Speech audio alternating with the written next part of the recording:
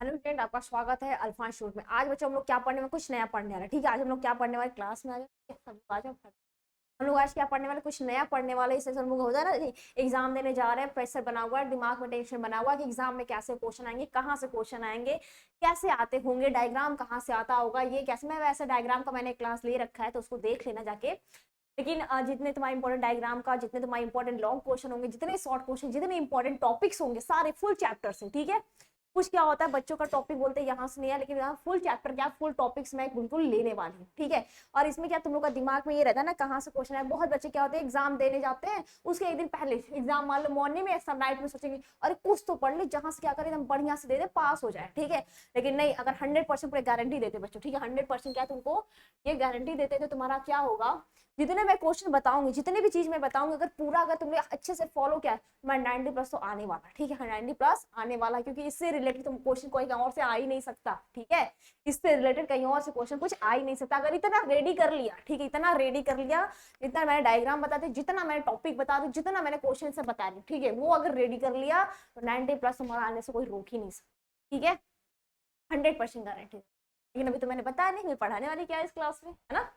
तो चलो बताती हूँ, हम लोग इस क्लास में करने क्या वाले, पूरे ऑल चैप्टर। ठीक है, हमारे क्या पूरे ऑल चैप्टर से हम लोग क्या करने वाले हैं, लॉन्ग क्वेश्चन।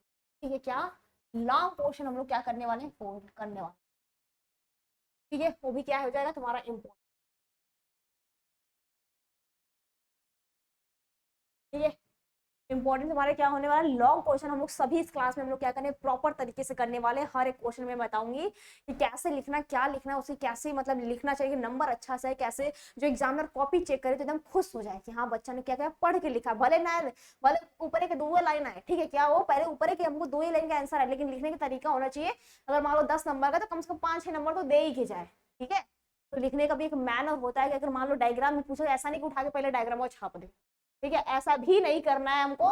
एक मैनर लिखना है कि हाँ इस तरह से क्या कॉपी लिखी जाती है। ठीक है, ऐसा होता है ना, कोई बच्चा कभी नहीं पढ़ेंगे लेकिन आप उसका देखोगे रिजल्ट बहुत अच्छा आएगा, पास हो जाएंगे। ठीक है, कभी नहीं पढ़ा, कभी कॉपी उठा के नहीं देखेगा, कभी स्कूल वगैरह भी नहीं जाएगा, लेकिन जाके देखोगे उसका नंबर पास हो जाएगा बढ़िया नंबर से ना। होता है ऐसा, आसपास ऐसे बहुत नॉमिनी पढ़े होंगे। तो हम लोग देखते हैं पहले इस क्लास। और हाँ, एक बात और सुन लो, अगर पूरा फुल पीडीएफ चाहिए, पूरे इंपॉर्टेंट क्वेश्चन, इंपॉर्टेंट नोट्स या फिर कुछ भी सिलेबस चाहिए, ठीक है, A to Z तुमको, अगर बायोलॉजी पूरे फुल चैप्टर या फिर नोट्स कुछ भी चाहिए, ठीक है, पीडीएफ में चाहिए या फिर जो भी चाहिए, तो वहां पे तुम्हारा नंबर दिया गया, वहां से कॉल कर सकते हो और ज्वाइन कर सकते हो। ठीक है, तुमको सारे सब्जेक्ट, हाँ, तुम्हारे बायोलॉजी जितने तुम्हारे इंपॉर्टेंट डायग्राम हो, पीडीएफ हो, टॉपिक्स हो, तुम्हारे क्वेश्चन आंसर हो या फिर ऑब्जेक्टिव हो, कुछ भी हो, ठीक है, मतलब फुल सोल्यूशन की बात करें। ठीक है, A to Z मतलब बात करें, तुमको फुल तुम्हारा जो सोल्यूशन होता है वो तुमको क्या मिलेगा, यहाँ मिलने वाला। ठीक है, यहाँ क्या मिलने वाला, फुल मिलने वाला है। ठीक है, जो तुम्हारे नंबर नीचे नंबर दिया गया, वहां तुम लोग क्या करो, कॉल कर सकते हो, ज्वाइन कर सकते हो, तुमको सब। ठीक है, अब चलते हैं अपने क्लास पे बच्चे। ठीक है, अब चलते हैं अपने क्लास पे। हमारा फर्स्ट क्वेश्चन क्या है, दिख रहा है प्रॉपर क्वेश्चन। तो हमारा पहला क्वेश्चन क्या है, लघु व्यंजक। इसमें मैं सिर्फ क्वेश्चन बताऊंगी, बहुत लंबी क्लास नहीं लेने वाली हूँ, तो पहले ही बता दी, वनली मैं क्वेश्चन बताने वाली हूँ, आंसर तुम्हारे के डिमांड पे मैं बता दूंगी। ठीक है, तुम लोग जितने क्वेश्चन अपना ये तुम्हारी क्लासेस शेयर करना। और बहुत सारे बच्चे आएंगे कि हाँ मैम क्वेश्चन भी करा दो, ये करा दो, वो करा दो, क्वेश्चन की जितनी तुम्हारी बात करें, जितने तुम क्लास शेयर करोगे, ठीक है, जितने कमेंट आएंगे, कमेंट बहुत अच्छे आते हैं, ठीक है, कमेंट किया करो, मैं पूरे कमेंट पढ़ती हूँ, क्या करो बिल्कुल, तो पैसा नहीं लगता तुमको कमेंट करने में। ठीक है, चाहे जब देखते हो, ठीक है, चाहे तुम्हारे क्लासेस रिकॉर्डेड देखते हो या फिर जो भी, चाहे जब एनी टाइम तुम नाइट देखते हो, उस टाइम मतलब डाल दिया हाँ good morning, good night, good evening, A to Z। ठीक है, किसी टाइम भी देखते हो तुम उसमें डाल दिया करो हाँ इस टाइम देखते हैं। ठीक है, मुझे भी तो पता चले कि आने वाले टाइम में क्या करें, उस टाइम पे देखिए अच्छा इतने बच्चे देखते हैं, उस टाइम पे क्या, तो उस टाइम भी आ। ठीक है, तो मेरी यही रिक्वायरमेंट है कि जितना क्लास है तुमको आंसर भी चाहिए, तो जितना बच्चे अपने क्लास में शेयर करोगे, जितने बच्चे देखेंगे उस हिसाब से करोगे, उससे आंसर बच्चों टाइम मेहनत कर रही है तो उसका अफोर्ड भी मिलना चाहिए। जितना अफोर्ड मैं डाल रही हूँ उतना अफोर्ड भी तुमको देना चाहिए। ठीक है, ऐसा नहीं करता बनाने। चलो देखो, हमारा पहला क्वेश्चन है, पहले पूरे चैप्टर से बताऊंगी, टेंशन मत लो। ठीक है, जितने भी तुम्हारे फुल चैप्टर्स होंगे पूरे A to Z, बहुत लंबी क्लास भी नहीं लेने वाली, नहीं, जितना भी 20-25 मिनट का क्लास होगा, ज्यादा नहीं लेने। ठीक है, और देखो पहला क्वेश्चन क्या है, लघु विजाणु का चित्र बनाइए तथा इसके क्या है भीतर, ठीक है, इसके क्या बोल रहा है कि भीतरी स्तरों का, ठीक है, क्या बोल रहा है कि भीतरी स्तरों का क्या को नामांकित कीजिए। ठीक है, भीतरी स्तरों को उसको नामांकित कीजिए, तब भीतरी स्तरों के विशेष संक्षेप में लिखिए। पहले सबसे पहले हम लोग क्या करेंगे, लघु विजाणु धानी होता क्या है, ठीक है, ये लिखेंगे पहले। सबसे फर्स्ट एडी हम लोग क्या डालेंगे कि लघु विजाणु धानी। ठीक है, क्या डालेंगे, मैं एक क्वेश्चन बता दे रही हूँ, फिर बाकी मैं क्या करूंगी, तुम लोग को ऐसे ही बता दोगे, तुम लोग को कर लेना। पहले हम लोग क्या करेंगे, लघु विचार उदाहरण क्या होता है वो लिखेंगे, उसके बाद डायग्राम बनाएंगे, उसका नेमिंग करेंगे, प्लस उसका जितना डायग्राम का नेमिंग करें उसके बारे में क्या करेंगे, दो दो लाइन लिख देंगे। ठीक है, बातें समझ में आई। तो लघु विचारों का चित्र बनाइए तथा इसके भित्ति स्तरों को लिखे तथा नामांकित कीजिए तथा भित्ति स्तरों के विषय में थोड़ा संक्षेप में, बहुत ज्यादा डिटेल नहीं लिखा, दो दो लाइन प्रॉपर। ठीक है, दो दो लाइन क्या होता है क्या नहीं होता वो तुम्हारा सही है। ठीक है, अगले क्वेश्चन पे चलते बच्चे। ठीक है, नेक्स्ट पे चलते। अगला हमारा क्वेश्चन है असंजय जनन तथा अनिश्चित जनन में क्या टिप्पणी, तो उससे डिफरेंट भी लिख सकते हो और उसका टिप्पणी भी। पहले एक खड़ी डाला असंग जनन क्या होता है, उसके बाद डालना, ठीक है, उसके बाद डाल देना कि तुम्हारा ये अनिश्चित जनन क्या होता है। ठीक है, अगले क्वेश्चन पे चलते हैं। अगला क्वेश्चन हमारा दे रखा है बच्चों, आवृत बीजी पुष्प क्या करा, नामकाचार रचना का वर्ण। तो आवृत बीजी पुष्प, पहले हेडिंग डालेंगे, आवृत बीजी पुष्प होता क्या है, उसके बाद उसकी संरचना बनाएंगे, फिर उसका थोड़ा थोड़ा क्या करेंगे, दो दो लाइन उसका डायग्राम का भी वर्णन कर देंगे। ठीक है, ये होता है लॉन्ग क्वेश्चन का लिखने का तरीका। ओके, बातें क्लियर है बच्चों। इसमें क्लास में बस क्वेश्चन ही बताऊंगी बच्चों, बस क्वेश्चन कहाँ से क्वेश्चन कैसे आते हैं। अगला क्वेश्चन पे चलते हैं। अगला क्वेश्चन हमारा दिया है, पुष्पी पादपों में क्या है, लघु बीजाणु जनन का सचित्र वर्णन कीजिए। ठीक है, पुष्पी पादपों में क्या करना है, लघु बीजाणु, पुष्पी पादप क्या होता है, उसमें लघु बीजाणु जनन क्या होता है, उसका डायग्राम बनाना है, प्लस उसका नेमिंग करना है और उसके बारे में क्या करना है, दो दो लाइन लिखना है। ठीक है, ज्यादा कुछ करना नहीं, कुछ एफर्ट भी नहीं। और तुम लोगों के पास दिमाग में ये भी होना चाहिए कि क्या तुम्हारे 4 ही 5 दो तीन लॉन्ग क्वेश्चन है जिसमें से और करके अथवा करके लिखता है ना, कि ये करो या फिर ये करो, ये करो तो ये करो। ठीक है, तो जो उसमें इजी लगे, ऐसा जरूरी नहीं कि तुम पूरे फुल चैप्टर पढ़ो ना, कोई जरूरत नहीं बच्चा। ठीक है, लेकिन हाँ एक बार पूरा अच्छे से देख लेना, ये नहीं कि हमारा पूरा साल मैंने पढ़ाई किया, ये डायग्राम ऐसा था, क्लास में जाके भूल गए, एग्जाम का कॉपियां मिलते समय क्या हुआ, भूल गए, तो ऐसा मत कर देना। ठीक है, अगला चलते हैं अगले क्वेश्चन पे। अगला क्वेश्चन हमारा दे रखा है कि नामांकित व स्वच्छ व नामांकित चित्र की सहायता से एक प्रारूप आवृत्त बीजी बीजांड की संरचना तथा भ्रूण कोश निर्माण की प्रक्रिया का वर्णन कीजिए। ठीक है, तो पहले एक नामांकित चित्र से आवृत्त बीजी पौधे क्या होता है, उसका बीजांड की संरचना बनाना है, उसके भ्रूण कोश का निर्माण क्या होता है, उसके बारे में थोड़ी थोड़ी हमको क्या है, डिफिनेशन, उसकी परिभाषा देना है। ठीक है, बातें क्लियर है बच्चों।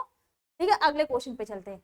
अगला क्वेश्चन हमारा दिया है, आवृत्त बीजी पौधों में निषेचन कैसे होता है। ठीक है, उसके निषेचन क्या होता है, इसके बाद लिखेंगे पक्ष निषेचन, उसकी स्ट्रक्चर भी है बच्चों। ठीक है, उसकी संरचना पर उसकी घटनाओं का क्या करना है, व्याख्या करना है। ठीक है, बातें क्लियर है, अगले पे चलते।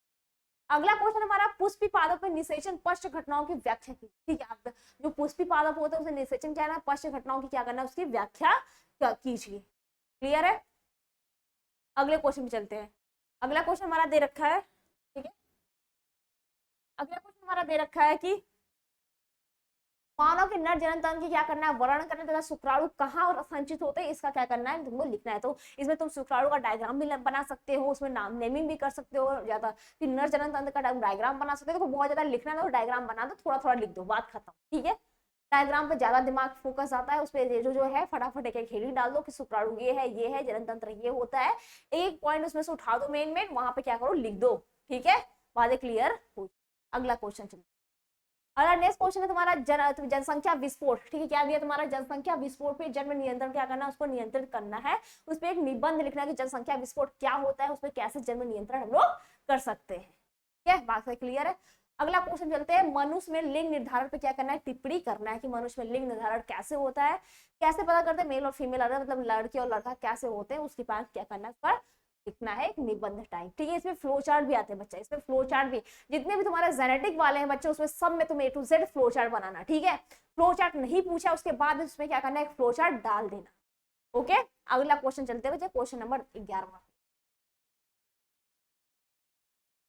तो ये क्वेश्चन नंबर 11 है, मेंडल का बोला है पृथक्करण का नियम क्या है। ठीक है, मेंडल के पृथक्करण का नियम क्या है, इसे युग्मकों की शुद्धता का नियम क्या, क्यों कहते हैं, उदाहरण सहित क्या करना है, स्पष्ट करना है। बच्चों मेंडल का नियम बहुत फेमस है, यहाँ से मैं बार बार कह रही हूँ, जेनेटिक वाला तुम्हारा चैप्टर बहुत, अगर तुम सिर्फ जेनेटिक पढ़ के चलेगे तुम पक्का पासिंग नंबर आ जाएगा। ठीक है, क्योंकि जेनेटिक चैप्टर तुम्हारा इतना लंबा चैप्टर है, उसमें से इतना ज्यादा क्वेश्चन तुम्हारा पूछता है। ठीक है, बहुत अच्छा, बहुत इंपॉर्टेंट, बहुत इंटरेस्टिंग चैप्टर भी होता है। ठीक है, तो मेंडल वैसे भी फेमस है, उसका पृथक्करण का नियम क्या होता है, इसमें प्लस फ्लो चार्ट भी है, क्योंकि उसमें फ्लो चार्ट बहुत मायने रखता है बच्चे, एक बार अगर समझ लिया ना पूरी जिंदगी नहीं भूलने वाले उसको। ठीक है, तो मेंडल का पृथक्करण का नियम क्या होता है, इसके युग्मकों की शुद्धता क्या होती है, इसमें फ्लो चार्ट इसका प्रॉपर इसका नियम है, तो वो करना है। इसके बाद इसका सही स्पष्ट मतलब वही तुम्हारा इस पे फ्लो चार्ट बना के उसमें बता देना है। ठीक है, अगले क्वेश्चन पे चलते हैं। अगला क्वेश्चन हमारा है कि निम्नांकित बात करा कि चित्र की सहायता से बात करते हैं हर से वह चीज का प्रयोग का वर्णन करना है, तब वैज्ञानिक के प्रयोग के बाद जो भी निष्कर्ष निकलता है उसे क्या करना है, लिखना है। ठीक है, तो नामांकित चित्र बनाना है कि हर से वह चीज की क्या वर्णन था, क्या करना था, उसके बारे में पूरी प्रॉपर लिखना है। ठीक है, बातें क्लियर है बच्चों। अगले क्वेश्चन पे चलते हैं। अगला क्वेश्चन है तुम्हारा अनुवांशिक कूट क्या है, इसकी प्रमुख विशेषता। तो अनुवांशिक कूट पहले हेडिंग डालेंगे बच्चों, उसके क्या होती है क्या नहीं होता है, इसके बाद इसकी मुख्य विशेषता क्या होता है उसका क्या करेंगे, थोड़ा थोड़ा वर्णन कर देंगे बच्चों। इसमें इस क्लास में सिर्फ ओनली क्वेश्चन बताने वाले। ठीक है, तो एक बार क्लास को पूरी देखना, क्वेश्चन एक बार तुम्हारे दिमाग में घुस जाएगा। क्यों, अगर तुम क्वेश्चन देख लोगे ना, पक्का बता रहे, अगर तुम क्वेश्चन देख लोगे, जब भी तुम चैप्टर उठाओगे तुम्हारे दिमाग में एक बार ये रिकॉल हो जाएगा, अच्छा ये क्वेश्चन यहाँ से था। ठीक है, क्योंकि क्वेश्चन से भी बहुत फायदा होता है। अगर तुम एक बार पेपर उठा के देख लोगे ना, तुम अगर पढ़ने जाओगे बैठोगे ना, अगर वो चैप्टर पढ़ोगे तुम्हारे दिमाग में तुरंत कैप्चर कर लेता है कि अच्छा ये क्वेश्चन था, यहाँ से आया था, ऐसा आ सकता है।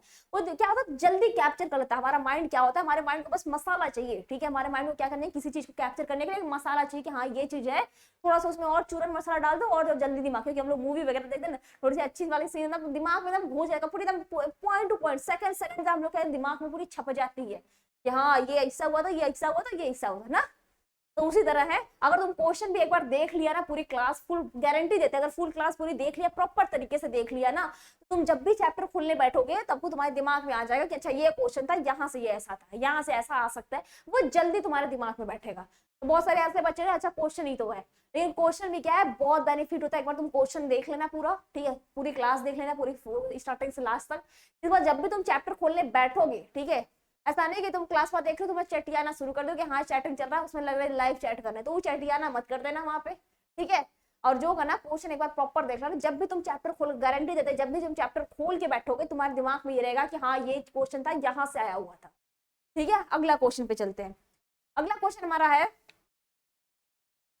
तो ये अगला क्वेश्चन हमारा दे रखा है कि प्रतिरक्षा प्रक्रिया की क्या करना है, प्रमुख इसकी विशेषताएं लिखिए तथा उसके उपयुक्त उदाहरणों के साथ सक्रिय तथा निष्क्रिय तुम्हारा प्रतिरक्षा जो एंटीबायोटिक होता है वो क्या, उसका वर्णन करना है बच्चों। ठीक है, तो प्रतिरक्षा प्रक्रिया क्या होती है, उसके प्रमुख पहले उसका लिखना, प्रतिरक्षा प्रक्रिया क्या होती है, इसकी विशेषता लिखना, उसका एक दो एग्जाम्पल देना, फिर उसके बाद लास्ट हेडिंग लिखना, निष्क्रिय प्रतिरक्षा क्या होता है, फिर सक्रिय प्रतिरक्षा क्या होता है। ठीक है, अगले क्वेश्चन पे चलते हैं।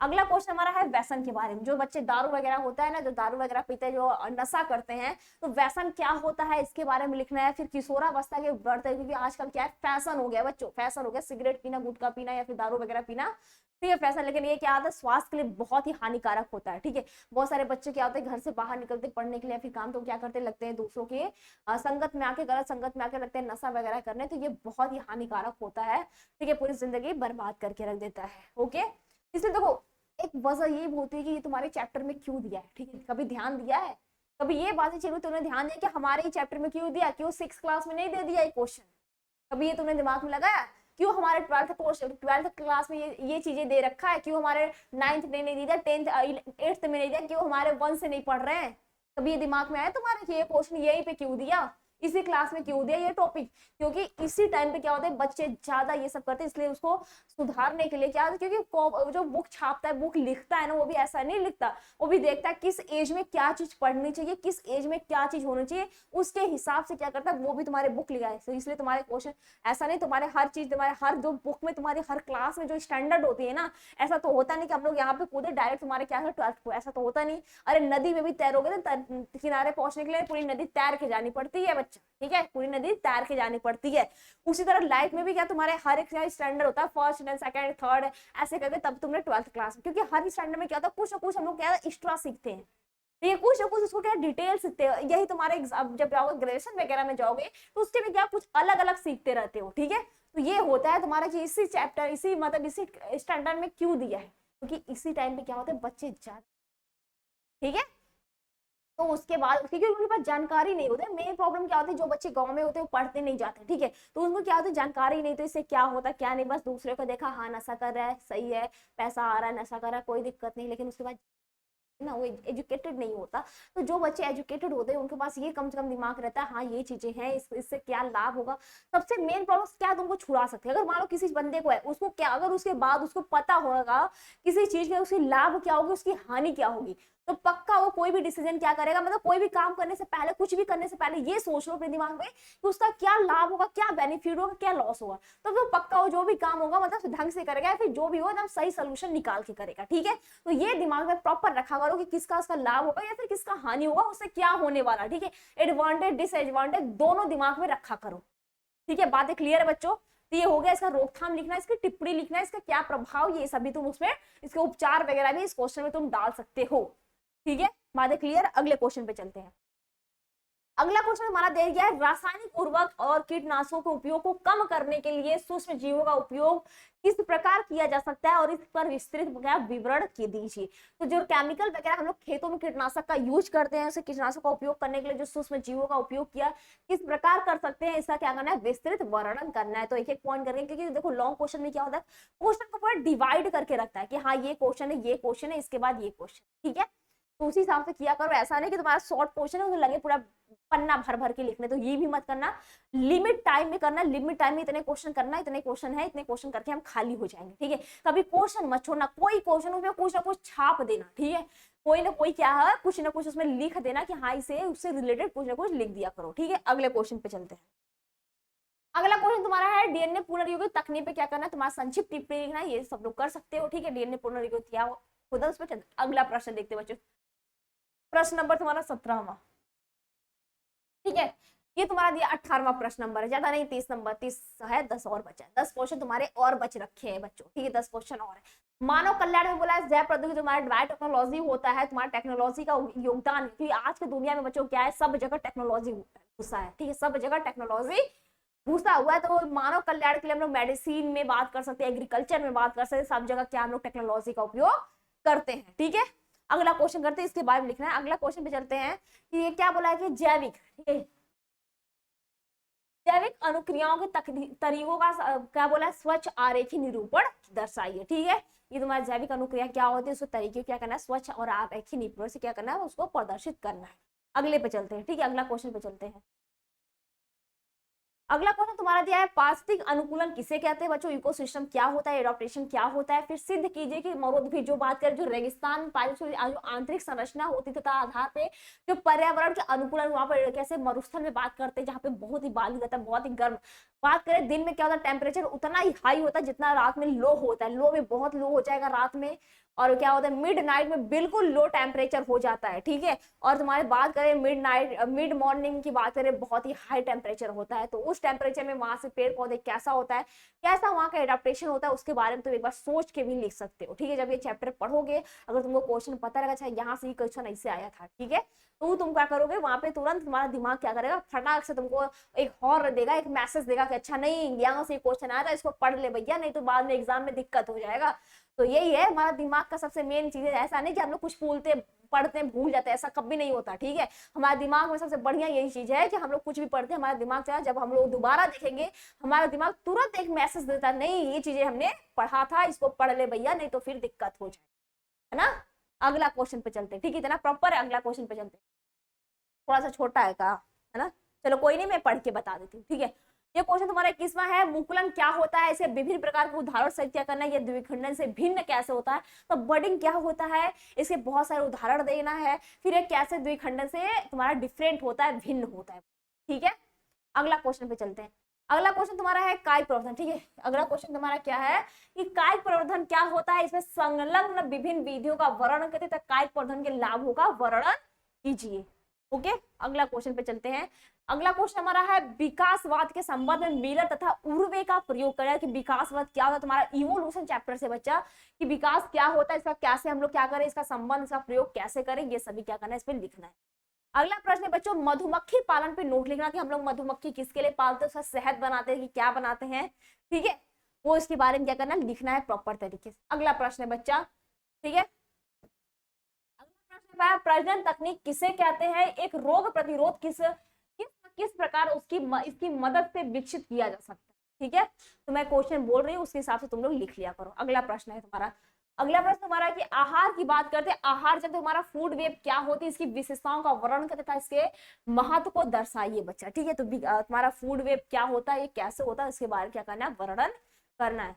अगला प्रश्न तुम्हारा फास्फोरस चक्र क्या होता है, ठीक है, फास्फोरस चक्र का वर्णन करना, ये इन्वायरमेंट में कैसे तुम्हारा डेवलप होता है, क्या होता है, इसके बारे में लिखना है, ठीक है। एक बार बस ऐसे देख लो, जब तुम पढ़ने बैठोगे तुम्हारे दिमाग में रिकॉल हो जाए कि हाँ ये क्वेश्चन था, यहाँ से ऐसा है, ठीक है। अगले प्रश्न चलते हैं, प्रश्न नंबर 28 पे, बहुत छोटा दिख रहा है, चलो मैं पढ़ देती हूँ।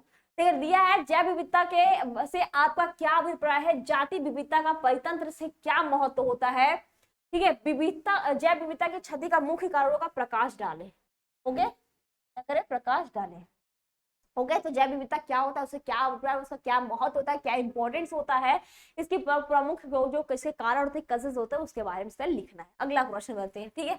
अगला प्रश्न है तुम्हारा विकिरण प्रदूषण क्या, तुम्हारा प्रदूषण कैसे नियंत्रित करते हैं, क्या होता है, उसके बारे में क्या करना है, वो डिस्कस करना है, ठीक है। और अगला अंतिम प्रश्न है तुम्हारा, ठीक है, ओजोन अपक्षय क्या होता है, ठीक है। ये अंतिम प्रश्न बच्चा कि ओजोन अवक्षय जो ओजोन का है वो क्या होता है, इसके प्रभाव का रोकथाम क्या करना है, इसका वर्णन करना है, ठीक है।